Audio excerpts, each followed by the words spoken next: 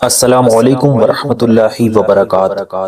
شب برات میں ہماری وہ بہنیں جو پیریڈز کی حالت میں ہوتی ہیں، حیض کی حالت میں ہوتی ہیں، وہ بڑی مایوس ہو جاتی ہیں کہ شب برات کی رات میں ہم کیسے عبادت کریں، کیونکہ شب برات سال میں ایک مرتبہ آتی ہے، بڑی عظیم ترین رات ہے، اللہ کو راضی کرنے والی، اللہ کی بارگاہ میں اپنے گناہ معاف کرانے والی، اللہ کی بارگاہ میں مغفرت اور بخشش طلب کرنے والی رات ہے۔ تو شب برات میں ہم کیسے عبادت کریں؟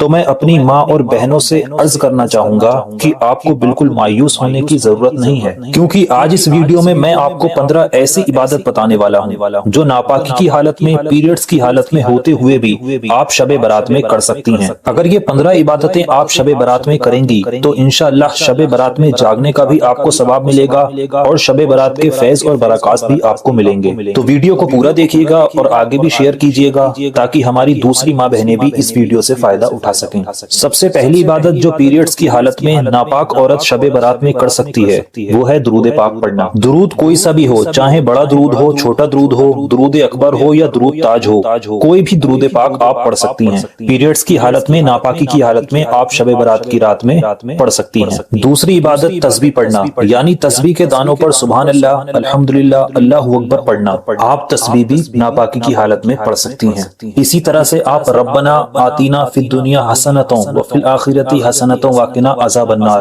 اس کو بھی آپ وظیفے کے طور پر پڑھ سکتی ہیں ناپاکی کی حالت میں۔ اسی طرح سے آپ ربی زدنی علما، اس کو بھی آپ وظیفے کے طور پر پڑھ سکتی ہیں۔ اور آیت الکرسی کا پڑھنا، آیت الکرسی کو بھی آپ دعا کی نیت سے، وظیفے کی نیت سے شب برات کی رات میں ناپاکی کی حالت میں پڑھ سکتی ہیں۔ پانچویں عبادت سورہ فاتحہ یعنی الحمد شریف، الحمد شریف کو بھی آپ لوگ وظیفے کے طور پر شب برات کی رات میں پڑھ سکتی ہیں۔ اس کے بعد آتا ہے کلمہ شریف، پہلا کلمہ، دوسرا کلمہ، تیسرا کلمہ، چوتھا کلمہ۔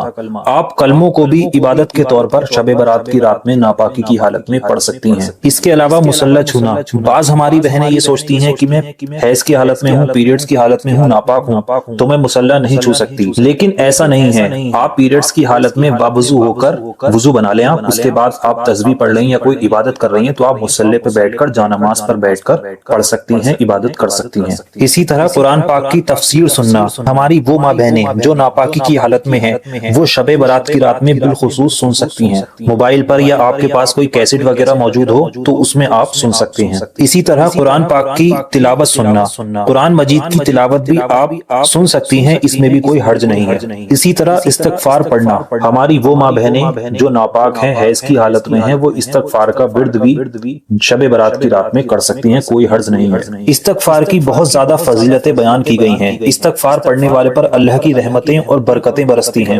تو یہ کچھ عبادتیں ایسی ہیں جو ہماری پیریڈز والی بہنیں جو حیض کی حالت میں ہیں، ناپاکی کی حالت میں ہیں، وہ شب برات کو بہت مایوس ہو جاتی ہیں، تو ان کو بالکل مایوس ہونے کی ضرورت نہیں ہے۔ آپ نماز تو نہیں پڑھ سکتی ہیں، روزہ نہیں رکھ سکتی ہیں، قرآن نہیں پڑھ سکتی ہیں، لیکن یہ جو میں نے کچھ عبادتیں آپ کو بتائیں، آپ اس کو شب برات کی رات میں، ناپاکی کی حالت میں، حیض کی حالت میں بالخصوص کر سکتی ہیں، پڑھ سکتی ہیں۔